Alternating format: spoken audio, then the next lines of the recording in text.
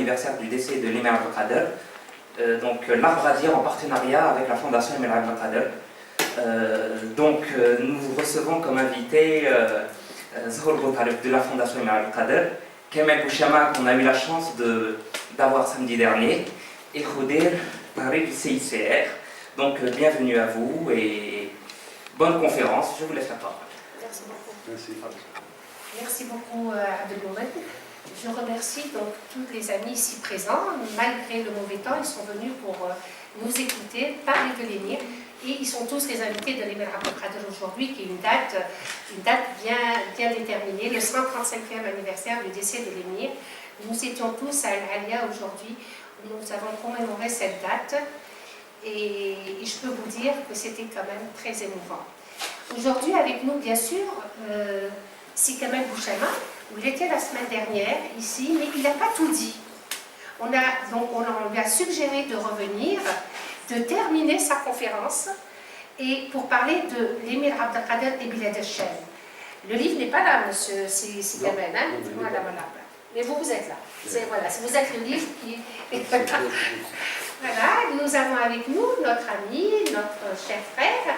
Nous sommes en collaboration, bien sûr, avec la Croix-Rouge internationale depuis déjà quelques années.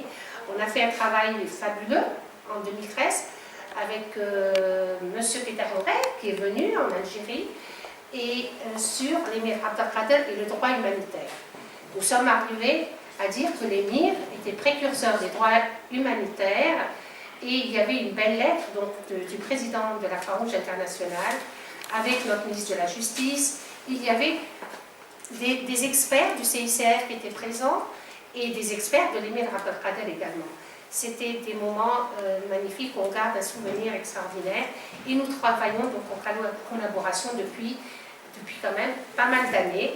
Donc on peut se dire de la même famille, de la Croix-Rouge, le Croissant-Rouge, la Fondation, la société civile, les droits de l'homme. Nous sommes tous ici présents pour justement un but, le but de l'humanité. Voilà, je crois que je vais commencer par donner la parole à notre cher ami. Donc on va commencer par le droit humain, le DIH, je pense, avec Alexis Khoudir. Je vous laisse la parole. Merci. Bonsoir à toutes et à tous. Je ne savais pas que je serais le premier à parler. Mais j'espère pouvoir éclaircir un petit peu quelques lacunes autour peut-être du Comité international de la Croix-Rouge, en parlant un petit peu du DIH et de l'Émir Abdelkader. Pour vous dire, je n'ai rien préparé pour cette soirée, donc je veux parler, comme on dit en arabe, min banati afkari. C'est mieux. C'est mieux, ça passe mieux. Ce qui va revenir un petit peu, venir à l'esprit. Et pour commencer, je souhaite citer un verset dans le Coran qui dit en arabe « Walakad karramna bani Adam ». Donc le plus important, ce que Dieu il a ressuscité et il a dignifié, c'est la dignité de l'être humain. Et quand on parle de la dignité de l'être humain, je pense que vous êtes tous d'accord et toutes avec moi que cette dignité est l'essence de l'existence de cet être humain. Parce que sans la dignité, il n'y a rien. Et quand on parle de la dignité, on parle de l'humain. Et quand on parle de l'humain, on parle du droit international humanitaire. Parce que l'idée du droit international humanitaire, c'est quoi? C'est le respect, la protection de l'humain, de la dignité de cet être humain. Et quand on parle, j'utilise beaucoup de quand on parle parce que c'est vraiment, tout est lié. Quand on parle de l'être humain, quand on parle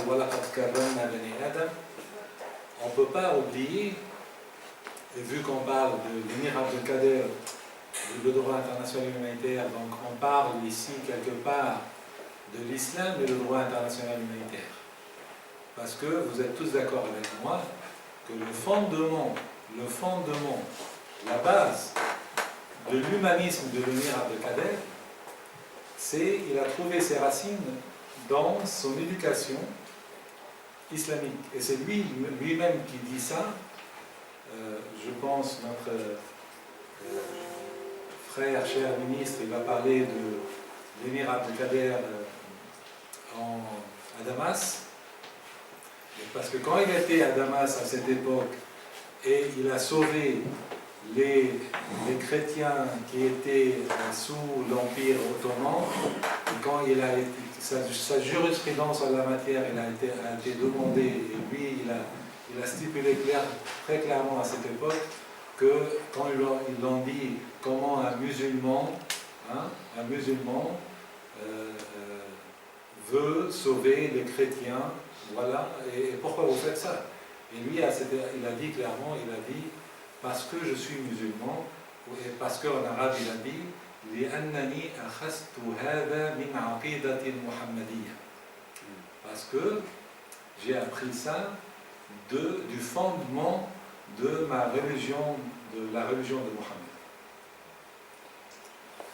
Donc, si on parle de tout ça, il y a quelque chose qui ne peut pas nous échapper. Et cette chose, c'est vraiment, elle est innée dans toutes les religions du monde. Parce que toutes les religions, quelque part, que ce soit, si on parle des religions monothéistes, si on parle du judaïsme, de la chrétienté ou de l'islam, ils sont fondamentalement liés. Et ils sont fondamentalement liés dans l'humain, dans l'humanisme. Et quand on parle de tout ça, on parle d'un verset dans le Coran qui, c'est quelque part un discours entre les deux frères de Adam. Quand un des deux frères, vous savez l'histoire des deux frères de Adam, Habil et Qabil. Et les deux fils de Adam, les deux frères. Et quand Habil, il a dit à Qabil, il lui a dit que je veux te tuer. Pourquoi je parle de ça? Je parle de ça exactement parce que c'est là le droit international, c'est là où réside le droit international humanitaire. Et cette histoire est quelque part unique dans les trois religions monothéistes. Et quand Habil il a dit à Qabil, il a dit je veux te tuer. Là, parce que vous connaissez l'histoire, lui il a donné une offrande à Dieu. Dieu a accepté une offrande de l'un, mais elle n'a pas accepté de l'autre, parce que il a offert tout ce qu'il avait, et l'autre, il a offert, quelque chose qui est plutôt symbolique. Et là, je ne veux pas entrer dans l'interprétation de tout ça, là, je cite seulement le Coran. Il a dit, en arabe, « Wala in basatta yadaka litaqtulani » وَلَئِنْ مَدَدْتَ يَدَكَ إِلَيَّ لِتَقْتُلَنِي مَا أَنَا بِبَاسِطٍ يَدِي لِأَقْتُلَكَ. Je lui ai dit, même si toi tu vas me tuer, moi je ne veux pas faire une réaction. Ce qui s'est passé, il l'a tué quand même. Mais après qu'il l'a tué, Dieu, il a ordonné le criminel de faire quoi? فقال يعني أنت قتلته وإلى هنالك en arabe, après je traduis, mais وبعث الله غرابا يبحث في الأرض ليريه كيف يواري سوءة أخيه وبعث الله غرابا يبحث في الأرض ليريه كيف يواري سوءة أخيه. Dieu, il a envoyé un corbeau pour lui montrer comment enterrer un être humain. Donc le corbeau devant lui, il y avait quelque chose, il lui a montré comment enterrer. Pourquoi? Ça, c'est un signal très fort pour la protection de la dignité de l'être humain. Il lui a dit, tu lui as tué, ok, mais il faut respecter sa dignité. Il faut l'enterrer parce que sinon, il y a des animaux sauvages qui vont venir, qui vont le manger, qui vont... Voilà. Donc là, il faut protéger sa dignité, respecter sa dignité, et il faut l'enterrer. Et la enterrer. Le droit international humanitaire, quelque part, c'est ça. Il y a une guerre. Moi, je vais être très simpliciste. Hein. Je ne veux pas faire, une conférence juridique. Mais je veux parler un petit peu plutôt... oui, assez facile. Et simplifié.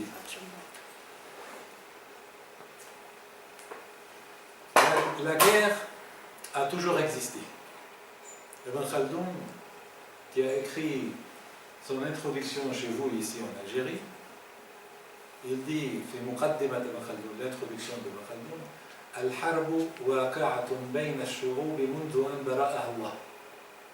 La guerre est née avec les êtres humains depuis la création.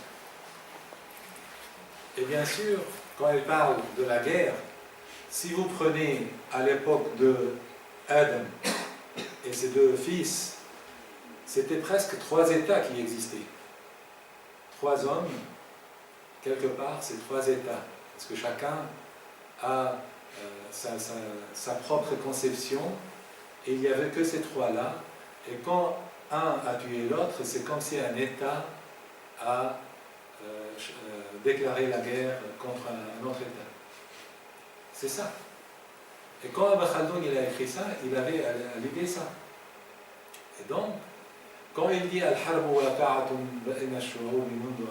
guerre est innée dans l'être humain depuis la création, pourquoi il dit ça? Il dit ça pour quelque part éclairer ou bien faire reconnaître une réalité que nous tous on essaye quelque part de la cacher, mais c'est une réalité. Depuis toujours la guerre a existé, mais depuis toujours, pendant la guerre, il y avait l'humain. Et cet humain qui a toujours essayé, même avec le minimum nécessaire, d'humaniser cette guerre.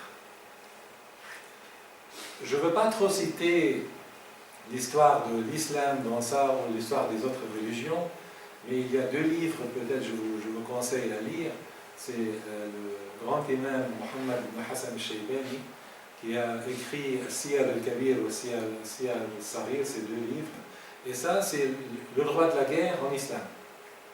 Qanun al-Harb fi l'islam. C'était un élève de l'imam Abu Hanifa. Mais je veux parler de 2 personnalités clés pour notre ère maintenant. C'est l'émir Abdelkader et Henri Dunant. Quel est le commun entre ces 2?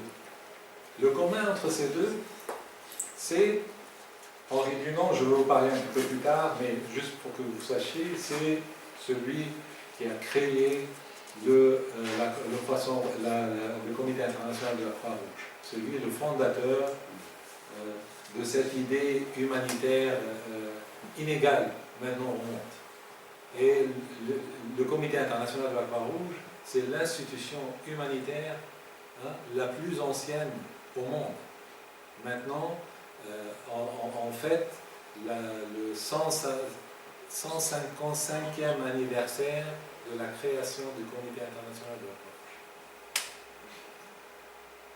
L'Amir Abdelkader, il avait tout son background éducatif qu'il a utilisé pour humaniser cette guerre.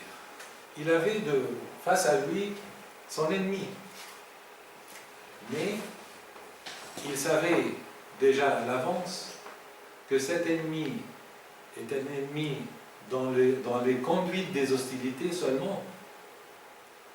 Mais une fois il n'y a pas d'hostilité, cet ennemi, il faut le traiter d'une façon humaine.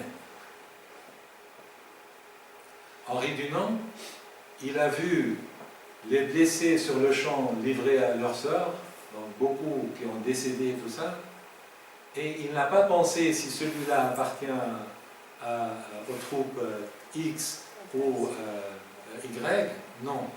Il a mené une opération humanitaire pour sauver ces blessés, indépendamment de leur appartenance. Et ça, c'est l'essence du droit international humanitaire. C'est d'humaniser la guerre. 3 minutes? C'est parfait. Comment on peut humaniser la guerre? On peut humaniser la guerre si on fait exactement ce que l'émir Abdelkader a fait.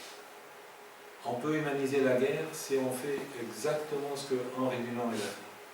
On peut humaniser la guerre en disant tout simplement, c'est que la guerre c'est la guerre, il y a les moyens de la guerre, il y a les lois qui gèrent la guerre, mais la guerre, faire la guerre, c'est pas être un criminel. Hein? Vous savez que le soldat d'une armée qui est capturé pendant une guerre n'est jamais traité comme un criminel. C'est un prisonnier de guerre qui doit être respecté. Et il doit être traité humainement, c'est-à-dire libéré dès que possible. Parce que celui-là, il n'a pas commis un crime. Celui-là, il a fait son devoir.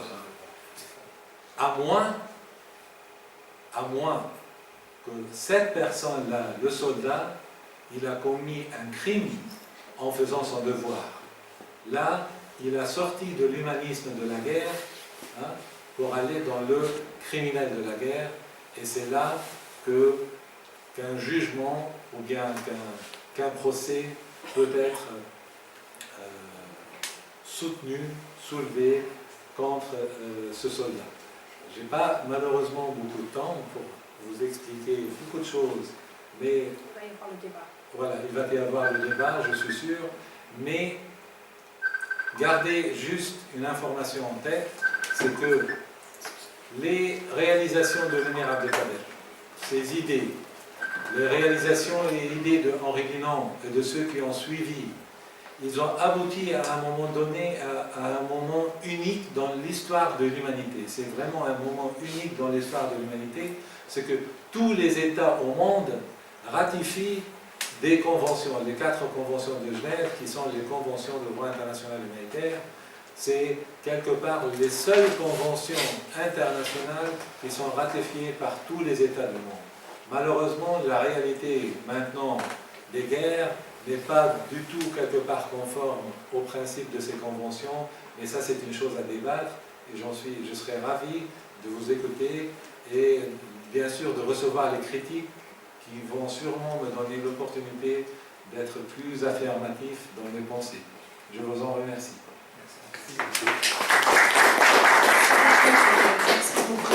C'est vrai que quand on parle du droit humanitaire, on parle de Abdelkader précurseur. Donc l'Algérie et le droit international humanitaire. Donc j'ai un peu complété un peu ce que tu viens de dire. On fait souvent remonter l'origine du droit international humanitaire moderne, donc le DIH, au Code Libère et aux conventions de Genève. Le Code Libère s'adressant aux armées nordistes pendant la guerre de sécession américaine est entré en vigueur en 1863. La première convention de Genève, donc en de celle de 1949, a été adoptée en 1864.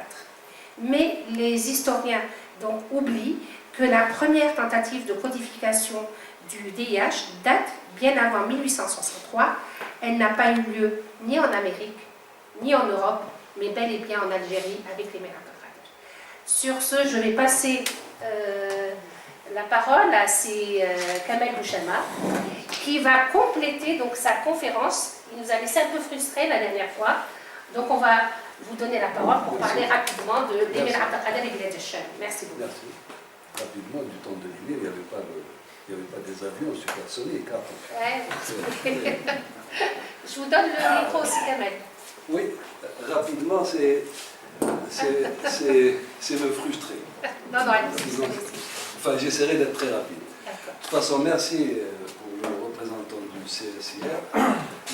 De toute façon, vous allez trouver plusieurs citations dans ce que je vais dire concernant l'émir Abdelkader et ce qu'il a dit des prisonniers. Parce que je n'ai pas omis de souligner cet aspect qui est très très important. Mesdames et messieurs, messieurs les représentants du Croissant-Rouge international, monsieur le président. C'est juste la Croix-Rouge internationale. Ah, la Croix-Rouge. La Croix-Rouge. Ça fait bien ça. La Croix-Rouge, oui. Non, Parce que c'est l'environnement qui on ne va pas rentrer dans ça. l'environnement qui a fait que Vous permettez 10 secondes. Oui, oui. Juste parce que la question a été soulevée. Le Comité international de la Croix-Rouge, c'est l'institution qui a institué tout. Oui, oui. Oui. Donc, il y avait le Comité international de la Croix-Rouge qui a demandé aux États de créer des sociétés nationales, c'est ou Croix ou Croissant-Rouge, et après ces sociétés nationales se sont fédérées ensemble pour former la fédération. Donc il y a le comité qui a institué, juste pour... je vous en Enfin, remercie. de toute façon, vous êtes là et c'est un plus. C'est un plus Bien pour sûr. l'émir Abdelkader. Je n'oublie pas de saluer la présence de monsieur le président de l'Assemblée nationale populaire qui est là. C'est des traditions qu'il ne faudrait pas occulter et qu'on doit remettre chaque fois dans nos rencontres, dans nos discours. Alors voilà, moi je vais vous entretenir sur l'émir. J'allais commencer par le début, parce que je vois que l'assistance a changé, sauf quelques amis qui étaient là la semaine passée. Mais en tout cas, faute de temps, je vais essayer de me résumer autant que possible pour vous laisser la parole. Et à ce moment-là, on va se compléter. On va se compléter pour répondre à tout ce que vous voulez savoir. Alors, j'ai pris cette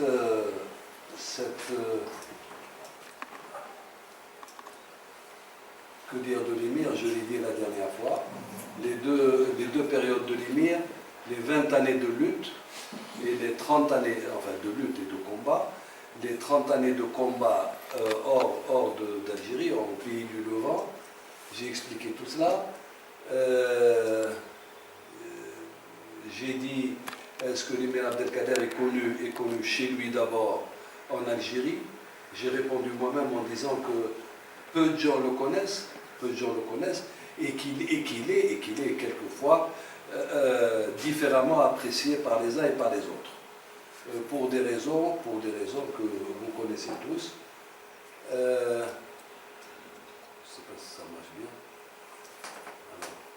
Oui, alors, là j'insiste, pour ceux qui n'avaient pas assisté la semaine passée, le 23 décembre 1847, l'émir Abdelkader arrête la guerre. D'aucuns disent que l'émir Abdelkader a fait sa reddition. C'est un mot qui doit être banni de notre langage. Il doit être même enlevé de nos manuels scolaires parce que l'émir Abdelkader a arrêté la guerre comme tous les chefs de guerre. Il fait la guerre, il peut l'arrêter, il peut la continuer, il peut la reprendre. C'est ça un chef de guerre.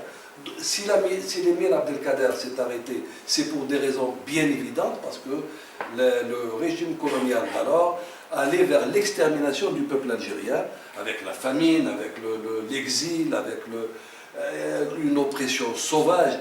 Vous avez tous lu, elle est dans les livres, ces fameuses enfumades des tribus entières. Alors donc, voyons tout cela, les forces de l'émir Abdelkader déclinaient, parce qu'il y a eu énormément de morts pendant ces guerres, et il y a eu de la trahison, bien évidemment. Certaines tribus n'ont pas voulu marcher avec eux, enfin, ils se sont essoufflés, voilà ce qu'on peut dire tout simplement, mais il y a eu de la véritable trahison de nos amis, de nos voisins. Le sultan Moulay Abdelrahman, celui qui par l'infâme traité de Tanger en 1844, a reconnu la présence française en Algérie et déclara l'émir hors la loi. C'est un nom que nous connaissons tous. Hein. On nous appelait les H-le-le, comme ça. On voulait sourire pendant ce temps-là, mais il a été déclaré déjà en 1844 par le sultan Moulay Abdelrahman comme étant un hors la loi. Il s'est promis même de le ramener main et poing liés aux autorités françaises. Cette lettre par laquelle il a trahi l'émir, j'ai eu l'occasion et l'honneur de la rapporter en Algérie pendant que j'étais en Syrie avec un tas d'autres documents. Alors on avance. Mais il a été trahi, mais ses adversaires l'ont reconnu comme un grand chef. Reconnu comme un grand chef, Bugeaud.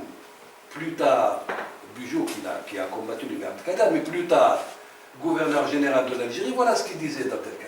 On peut dire à l'honneur d'Abdelkader que jamais grande insurrection d'un pays contre des vainqueurs n'avait été mieux préparée et mieux exécutée.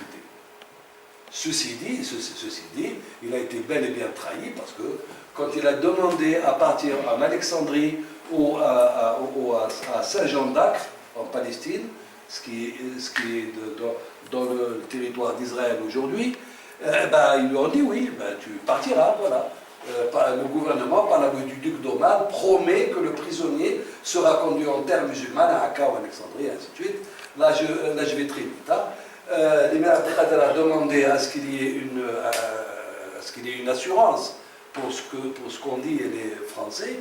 On lui a dit oui, effectivement, voilà, on lui répond. La Mauricienne répondit, j'ai reçu l'ordre du fils de notre roi Louis-Philippe de vous accorder la main, c'est-à-dire ce que nous avons décidé ensemble, que vous m'avez demandé, et de vous donner le passage de Cana à Alexandrie ou à Caire. Mais voilà ce qui s'est passé. Voilà ce qui s'est passé. Le 25 décembre 1947, l'émir Abdelkader a été kidnappé, si l'on veut, par les autorités françaises et se retrouve à Toulon. À Toulon, où il a connu les affres du fort Lamarque.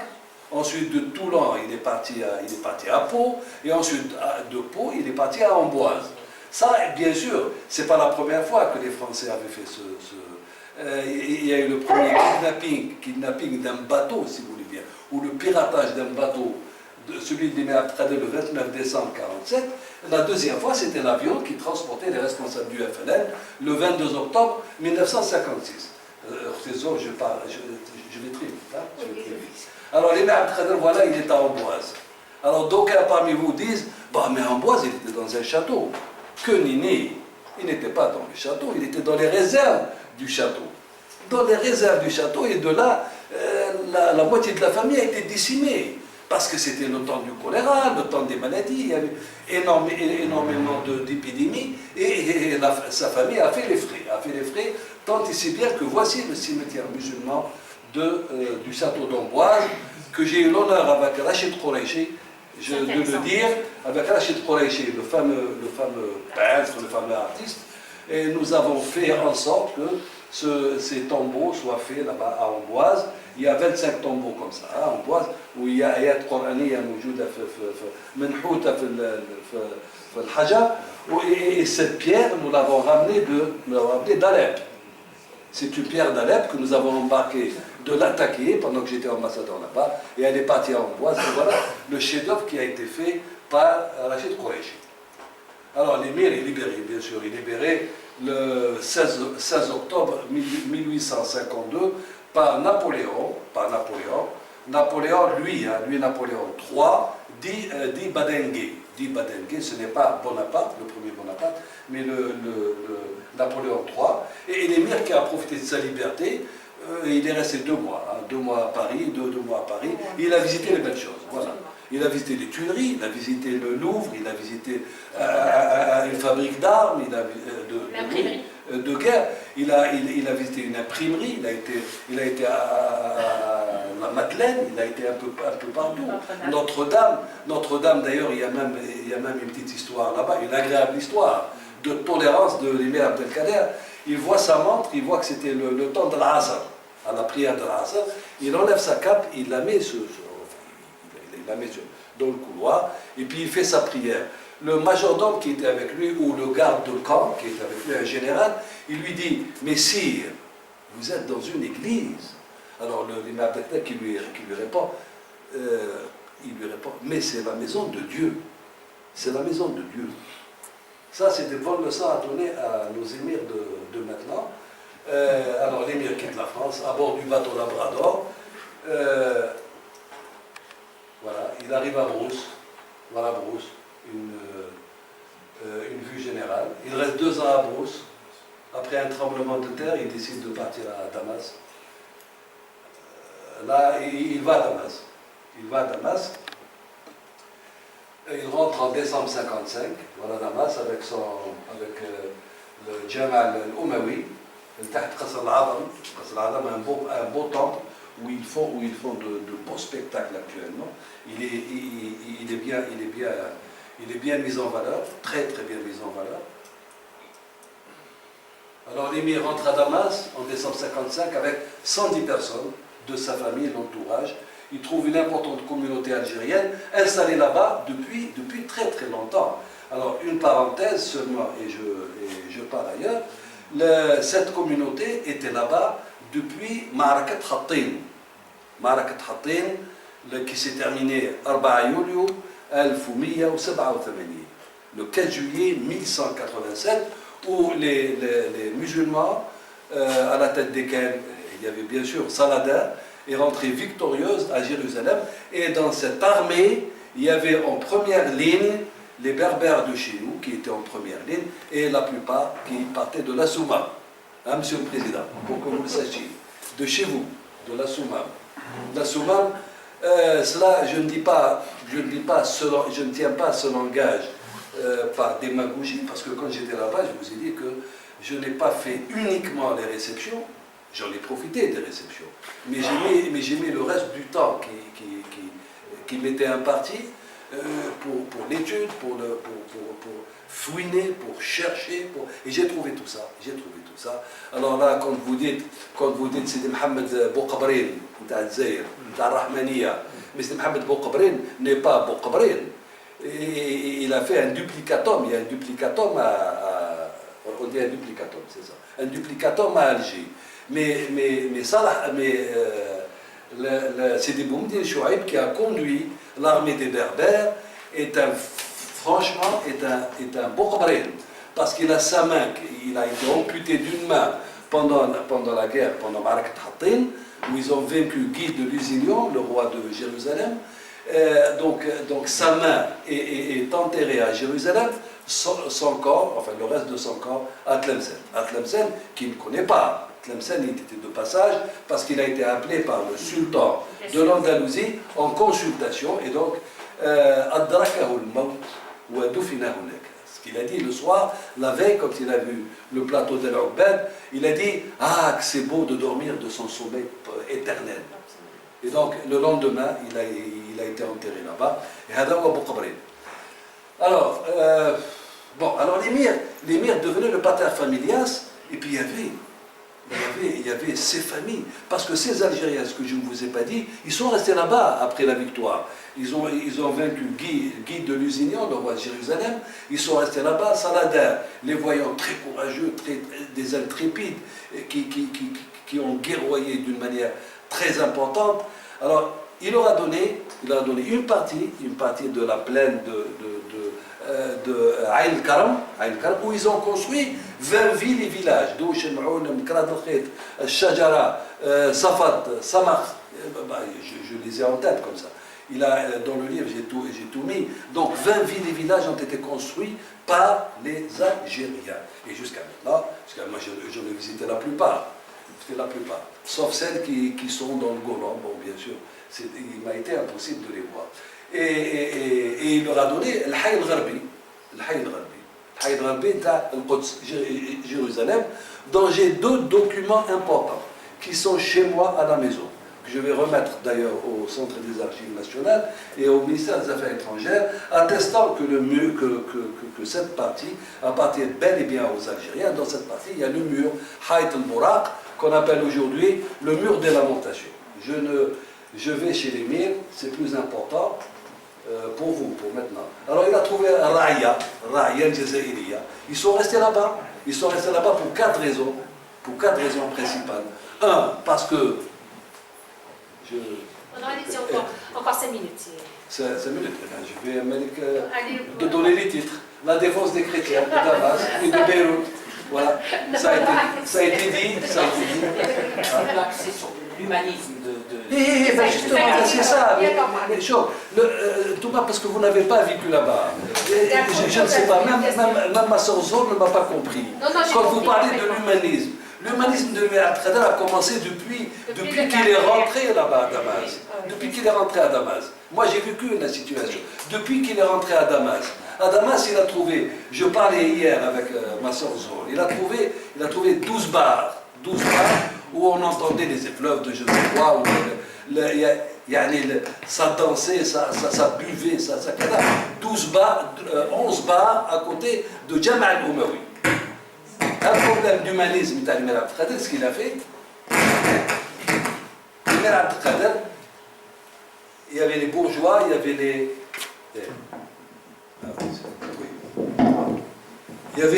les bourgeois, il y avait les grands manias de Damas qui ont voulu acheter ces 11 bars. Ceux qui détenaient les bars n'ont pas voulu. Ils ont dit non. Mais Ouma, ils savaient quoi faire. C'est-à-dire, il y a Jama' al-Umawi qui dit Allahu Akbar, mais là-bas, ça dansait, ça buvait, ça insultait, ça faisait n'importe quoi. Et quand Imir Abdelkader est venu, par humanisme, il a demandé ces gens-là. Il leur a dit, je vais vous donner le double, le triple, le quadruple, le quintuple, n'importe. Demandez la somme que vous voulez. Je vais acheter. Il a acheté les 11 bars. Il en a fait Dar al-Hadith al-Nabawi. Il y a beaucoup de choses que les gens ne connaissent pas. Ça rentre dans le cadre de l'humanisme. L'histoire de la défense des chrétiens. Il en a parlé. Il a dit tout simplement, voilà, tout simplement, là, quand il, alors, les historiens racontent, bon, bref, les origines de ce massacre, je ne vais pas en parler. Pourquoi l'émir a-t-il sauvé les chrétiens? C'est ce que vous avez dit, je vous confirme. Parce que c'était un bon musulman. Parce qu'il respectait les droits de l'humanité, parce que c'était le caractère de l'émir, sa culture, sa formation, plutôt son itinéraire spirituel qui lui conférait cet état de servitude et l'amour de Dieu. Alors en effet, l'émir, ennemi des chrétiens, parce que c'est les chrétiens qui l'appelaient ainsi. Mais en réalité, selon les officiers supérieurs de l'armée française, mais en réalité, il n'a jamais hésité à prendre cette hauteur de vue sur le problème du pluralisme des religions. Il l'a relié non seulement à sa fidélité au précepte de l'islam, mais aussi à sa volonté de respecter ce qu'il appelait les droits de l'humanité. Serait-ce la première utilisation en arabe de l'expression dans son sens moderne? Et effectivement, c'était ça. Alors, le duc Pavie, monseigneur Pavie, qui lui envoie une lettre, voilà ce que lui répond Abdelkader, l'émir Abdelkader. Si vous voulez lire très rapidement vous-même, voilà, alors votre lettre éloquente et votre brillant message, il a rien. Voilà ce que dit l'émir Abdelkader. Il lui répond en lui disant, moi j'ai fait ça parce que je suis un bon musulman, un point à la ligne, c'est tout. Monseigneur Pavie également, voilà ce qu'il reconnaît. Tolérance religieuse. Voilà, ça c'est Monseigneur Pavie. J'ai tenu à le mentionner plusieurs fois parce qu'il est chez nous. Il est là, il est algérien. Oui, il a pris sa responsabilité de dire la vérité. En des moments très difficiles, quand il a dit ça. Voilà. Je lui ai réservé une bonne tartine.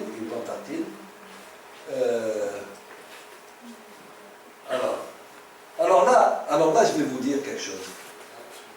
Et vous êtes en train de lire. Le colonel Géry, dont le nom a été donné à Géryville. Le colonel Géry, qui a envoyé une lettre à Monseigneur Dupuche, évêque d'Alger, dans ce style qui ne manquait pas d'exalter l'émir directement à cause de son respect pour autrui. Et tout ça, ça rentre dans ce qu'a dit mon ami avant moi. Alors nous sommes obligés de cacher.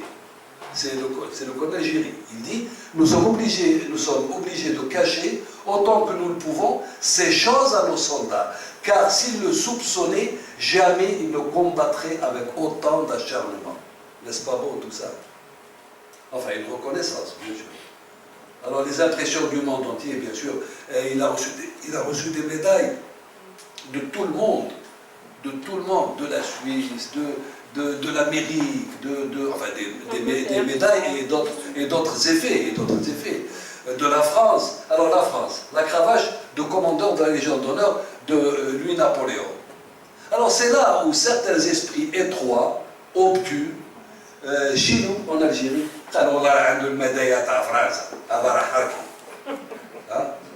dans notre style, là, je m'excuse. C'était là un collabo avec les Français. Il a sauvé 15 000 personnes. Ne doit-il pas avoir une reconnaissance de la France, puisqu'ils l'ont reconnu avant? Je vous ai dit ce que disait Bugeaud, de lui. Un chef de guerre extraordinaire, lui qui l'a combattu. La cravache, de commandeur, les médailles du monde entier, j'ai eu le plaisir également de les ramener de Damas, après les avoir authentifiés. Alors, de même que le consul de France à Damas, qui écrit à son ambassadeur, il lui dit: tous ceux qui ont pu échapper doivent leur salut à l'intervention des Algériens qui ont montré une audace, une énergie et un dévouement pour lesquels on ne peut pas avoir assez d'admiration. La terreur qu'inspiraient ces Algériens est telle que nulle part au monde, et ainsi de suite. Vous êtes en train de lire. Mais comme on me fait signe, je vais terminer. Alors, l'émir bloque l'expédition française parce que après ces chrétiens, la défaite des chrétiens, les chrétiens ont préparé, les Français ont préparé un plan diabolique pour pénétrer le Liban dans une expédition qu'on appelle une expédition humanitaire. Voilà les chrétiens qui sont en train et c'est un peu le Urbain II de 1095, après le consul de Clermont-Ferrand, qui revient des années après, qui revient 8 siècles après, c'est-à-dire nous avons une preuve pour aller exploiter ce pays. C'est les chrétiens qui sont en train d'être massacrés au Canada. C'est exactement le concile de Clermont-Ferrand. Alors donc, comme j'ai dit, le diable peut citer l'écriture pour ses besoins. C'est pas de Kamel, c'est de Shakespeare. Voilà. Alors, ils ont voulu faire une expédition au Bilad Shem. L'émir Abdelkader les a arrêtés, et je dis là cyniquement, l'expédition a été transférée à 60 ans après. C'est cynique, mais c'est la réalité, parce qu'en 1920, ces Français ont débarqué en Bilad Shem. Débarqué en Bilad Shem, bon, la colonisation de la Syrie, ça je passe. L'émir refuse le trône, quelle idée des Français. Il a dit: non, Khalolo, nous allons te nommer comme roi. Khalolo, je ne serai pas un roi, parce qu'il ne voulait pas cette histoire de souveraineté. Alors, ça aussi, il y a beaucoup à dire, hein, si dans le cas vous voulez. Alors pourquoi l'émir n'accepta pas cette offre? D'abord, en tant qu'Algérien, il ne pouvait souffrir que son pays soit sous l'occupation française et que les Français indus occupants dans son pays viennent lui proposer la chefferie d'un autre pays. Alors là, je dis en dernier, ils penseraient quoi, ces Algériens? Je fais l'économie du texte. Ils penseraient quoi? Ils penseraient en effet que leur émir a baissé les bras et a accepté que ceux qui colonisent son pays le placent à la tête d'un autre État. Ils crieraient au scandale à ce moment-là, même plus à la trahison. C'est bien quand on dit comme ça. Alors, l'émir et le canal de Suez, là je ne vais pas trop m'apesantir, vous allez poser des questions. S'il n'y avait pas l'émir et l'intervention de l'émir, le canal de Suez n'aurait pas été creusé.